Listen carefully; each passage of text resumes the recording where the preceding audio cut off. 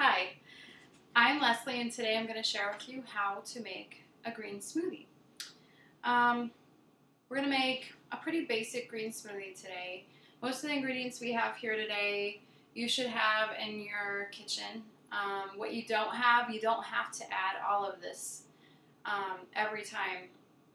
I pretty much add whatever I have. I kind of play around with things, which is good for everybody to do, so that you can decide what you like. Okay, so what we're going to use today, we're going to use for our greens, we're going to use kale. I love kale. It's one of my favorite greens in the world. If you don't like kale or you don't have it, you can use spinach, Swiss chard, really you can even use cabbage. Use any kind of greens that you would like, okay? We're also going to use a whole apple. I've cut it up and cored it. A whole orange. We're going to add some hemp protein, some vanilla, some agave syrup, cinnamon, my secret little ingredient. We've got some plain almond milk for our liquid. We're going to use some ice today because we're not using any frozen ingredients. If you have frozen ingredients, you can just omit the ice. We're going to use strawberries. I'm going to squeeze some fresh lemon juice. This really helps hide some of the bitterness that sometimes greens will give, especially if you're not used to the flavor of greens. Lemon will cut it completely out. And we're going to use about 1.5 bananas. Okay, so I generally add the greens first since they're going to need more blending than everything else. I tend to think they should go in first. It really doesn't matter. Using about 2 cups. You can use more or less. We'll add our apples and our oranges. You can add these whole if you'd like. The Vitamix can definitely handle it. However, some people prefer, like myself, to kind of cut things up. It makes things faster and it makes a smoother smoothie.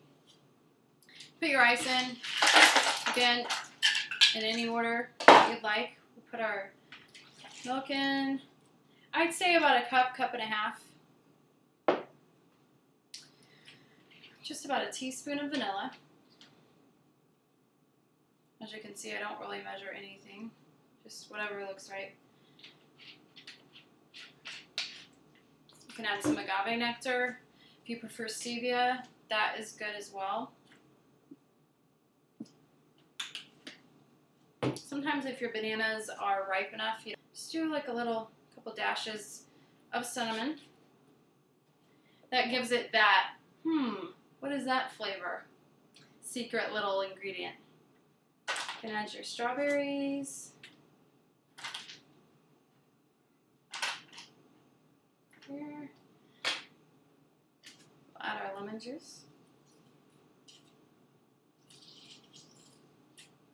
I like to use a whole lemon. You won't really be able to taste the lemon. Again, it just works really well with greens. You're going to blend the smoothie in the Vitamix for about 60 seconds. I say sometimes 45 to 60 seconds, but generally in a high-speed blender like the Vitamix, 60 seconds should be the max it should ever take to make a smoothie. Now, if you're not familiar with how a Vitamix works, all of the newer models have 3 buttons. The on and off switch is here. This is called the variable speed knob. It goes from 0 to 10. And over here is variable and high. When it's down, it's on variable, and when it's high, or when it's up, it's on high. Okay, so I'm going to flip it on. I'm going to go ahead and very quickly turn it from 0 to 10, and then go to high, and we'll count to 60 seconds.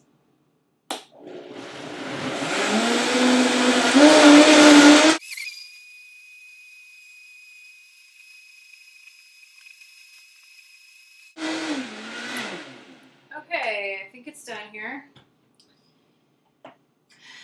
As you can see, I don't know if you can actually see that or not, but it's very smooth. It smells delicious. We forgot to add our hemp protein, of course.